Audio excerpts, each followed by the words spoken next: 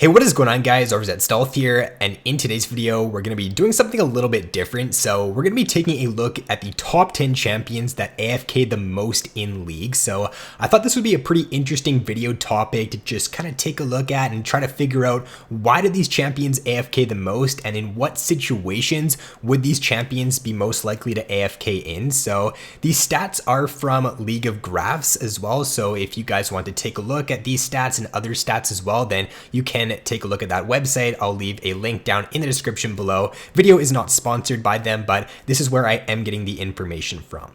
And then for this week in Club.gg, so Quarterback is rebranding to Club.gg, and for this week here, season champions are still going to earn bonus rewards. So if you get over 1,000 trophies, then you are going to be able to get bonus coins for this week. I'll also be doing my own giveaway over on my Discord, to where top 3 members will get RP, and then I'll also give away random RP prizes to 3 people who play in at least one challenge throughout the week. Club.gg is also doing a lot more giveaways and a lot cheaper giveaways as well. So a lot of them only cost like 50 coins to enter into now. And also for this week, as long as you play in 5 challenges, then you're automatically going to be entered in to win every single KDA skin in the game. So really simple app to use, guys. All you got to do is when you're going into game, choose a challenge to play. If you win these challenges, you do get coins, and then with those coins, you can unlock a lot of different skins in the game. So if you're interested in getting some free skins, then be sure to join my club. Link is going to be down in the description below. So to start out the video here, we're going to start at number 10, and the 10th champion that AFKs the most in League is Auriel Sol. So Auriel Sol is a champion that is pretty roam reliant in the early game, and I think that a situation to where you'd see Auriel Sol players AFK is that if they go for a roam bot lane and their bot lane does not follow up, or their bot lane just like sits back at their tower, you come in for a gank and you get nothing out of it, and then you leave lane, a second later your bot lane fights the 2v2 and they just end up dying. That would be a situation where it'd be pretty tilting with Auriel Sol, because you're roaming down bot lane, you don't get anything out of it, and then as soon as you leave, your bot lane dies. So I could see like missed roams with Auriel Sol being a pretty big reason to why you'd AFK on the champion. So number 9 is going to be Lee Sin. So Lee Sin, for the most part, is a very early game reliant champion. If you don't get ahead in the early game with Lee Sin, then chances are you're not going to have a very good percentage chance of winning that game. So if you end up like getting counter gank with Lee Sin in the early game, if you die in a 3v3 scenario in the early game, or if you get invaded on and you fall behind, then Lee's not going to really be able to do too much throughout the game, and he's going to pretty much have to rely on his team to carry him for the rest of the game. So I think that if you just fall behind in the early game with Lee Sin, it's going to be pretty hard for you to play the champion out, and a lot of players probably just don't really want to do that. They feel like the game is over if they don't get ahead with Lee Sin, so that's probably the main reason to why he does have a pretty high AFK rate. So at the number 8 spot is Zed. So I didn't really expect Zed to be up this high, but I think one of the main reasons to why you'd see Zed players AFK is when the enemy team comp has a lot of champions that just do a really good job at preventing him from one-shotting targets in mid to late game fights. So if the enemy team is building a lot of Zhonya's or a lot of Guardian Angels and he's just never able to one-shot, then that can be really annoying with Zed. Also, if the enemy team has a lot of really good peel champions, say if they have like a Zillion ultimate, especially Kale ultimate, if they got like a Janna, then being able to one-shot the enemy AD carry or enemy mid laner in a fight is definitely going to be a lot harder to do. And if you're just constantly not able to one-shot a target with Zed, then I could see that being a pretty big reason to why his AFK rate is pretty high. So number 7 here is going to be Olaf, and I would say that even more than Lee Sin, Olaf is very early game reliant. So it's pretty much if you don't win early game with Olaf, then he's just so much weaker than other champions in the game come the mid to late game. You don't offer your team any hard crowd control, any good engage tools, so it's just very easy to deal with an Olaf if he falls behind in the early game. So I can just see the main reason to why Olaf AFK is because if he doesn't get a lead early, then he's pretty much not even a champion. So number 6 is Mordekaiser, so definitely a little bit more of a surprising one to me, but I think there's a few different scenarios as to where it would be pretty likely for a Mordekaiser to AFK. So I think one of the major ones is that if you're looking to control Dragon in the early game, if you end up like getting a few kills on the enemy team, you ping your team over to Dragon, and they all end up basing, they don't help you with the Dragon, you get the Dragon down yourself to around 500 HP, the enemy jungler just swoops in, steals it with Smite, and then kills you as well. That would be very, very tilting in that situation. So I think that if you're trying to play around Dragon with Mordekaiser, but your team isn't paying attention to that and they're not trying to help you, I would definitely consider AFKing in that situation if I was the Mordekaiser player. And then Mord is also a champion who doesn't have any like hard crowd control in his kit. He doesn't have any gap closers, so it can be pretty hard for Mordekaiser to succeed in team fights if the enemy team comp just has a lot of hard crowd control. So if you're just constantly getting CC'd in team fights with Mordekaiser, if you're not able to move or do anything, then that could be another reason to why his AFK rate is pretty high.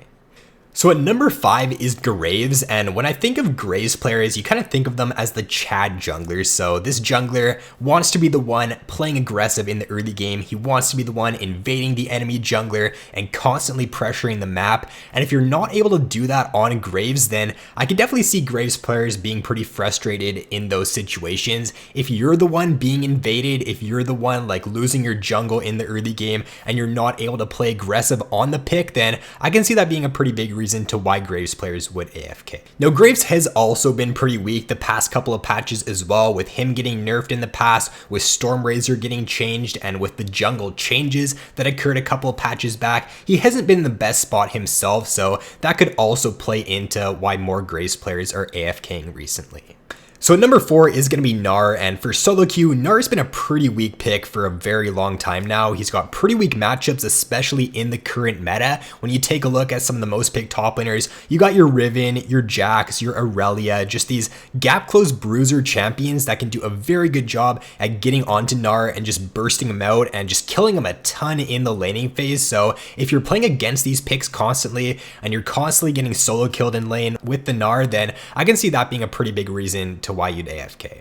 Also, if you do fall behind on Gnar, you're pretty useless because in solo queue, it's a lot harder to play around your rage bar and for your team to understand when you want to engage. If you're pinging your rage bar with Gnar, letting your team know that you want to engage, and then they don't end up even reacting to that, they don't end up following up, and then you just waste your Mega Gnar, that can also be very tilting for Gnar. So getting close to number 1 here, at the number 3 spot is Master Yi. So I'm not too sure as to why Yi is this high up, because Yi's a champion that doesn't really have the best early game, so you shouldn't really expect to always get ahead in the early game with Yi and always like be snowballing with the pick. He does scale very well into the mid to late game, so as long as you don't fall super far behind in the early game, there's always a pretty good chance that you can make a comeback with Yi. So that's why I'm kind of confused as to why he's this high up, but I think overall, kind of similar to some of the other champions on this list, if you do fall behind with Yi and the enemy team comp has a ton of hard crowd control, just a lot of point and click crowd control, then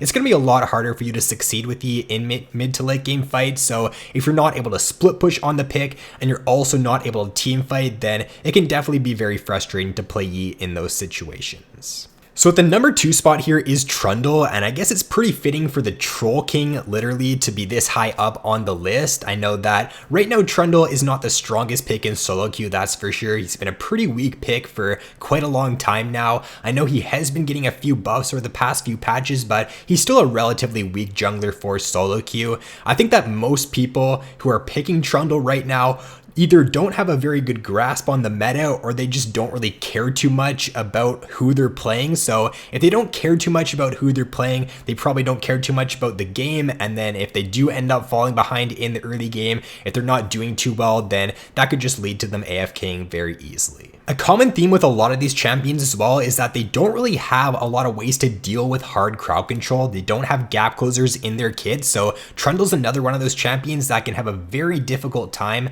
at dealing with these certain CC champions in team fights. So if you're not able to move in fights with Trundle, that can also be very annoying on the pick. And then lastly here to round out the video, I don't think this one should be too much of a surprise, it's Yasuo. So Yasuo, pretty much the ultimate Chad champion. If you do not make outplays on the pick, if you're not constantly shoved up into the enemy's tower and tower diving them, then are you even playing Yasuo? You're going to be shoving up in lane pretty much every single game with the pick. You're not going to care about where the jungler is on the map. You're going to get ganked 5 times in the early game. You're going to die every single one of those 5 times. And then you're going to blame your jungler because he hasn't been ganking your lane, and then you're going to start chatting with your jungler's going to start flaming you, you're going to flame back at your jungler, and then you're just going to AFK from that point on. Alright, but in all seriousness though, I think that if you're playing Yasuo and if you are in a favorable matchup, if you know you can win the 2v2 with your jungler and your jungler does not play around your lane even though you're asking for him to play around it and you end up getting ganked a lot in the early game, then that can definitely be very frustrating on the pick. I also think that once you do reach the mid to late game stage, if the enemy team comp does have a lot of easy ways to just keep you out of the fight, if they got like a Janna support, an Ezreal AD carry, just champions that are very hard to dive onto in mid to late game fights, then it can definitely be a lot harder to pilot Yasuo in those situations. And then for a couple honorable mentions, here are a few champions that most people would expect to be pretty high up on this list. First one here is Riven. So Riven's at number 19, so still pretty high up on the list, but I definitely did expect her to be in the top 10. Now at number 63 is Vayne, so I actually expected Vayne to be quite a bit higher on this list. At least from my experiences in solo queue, I do tend to see Vayne players AFK more than most AD carry picks, so for her to be this low down, I was a little bit surprised. At number 29 is Draven. Draven was also another pick that I kind of expected to be higher up on this list because super early game reliant champion, really snowball heavy champion in the early game, so if you don't get ahead on the pick, it can be pretty frustrating to play him. Katarina is also another pick I expected to be a little bit higher, but she's slotting in at number 43. And then Nunu, like the Disco Nunu. Nunu's always kind of been a champion that's been more of a troll pick, but I guess not really recently. Recently, he's actually been a pretty legit pick in solo queue. So Nunu's actually all the way down at 117. So that is going to be all for this video though, guys. If you are interested in taking a deeper look into like every single champion and where their AFK rate is in solo queue, then I will leave a link down to the site I did get this information from down in the description below. With that being said though, guys, if you did enjoy this video, then be sure to drop a like and subscribe if you have yet to already. So thanks for watching, have an awesome day, and I'll see you in my next video.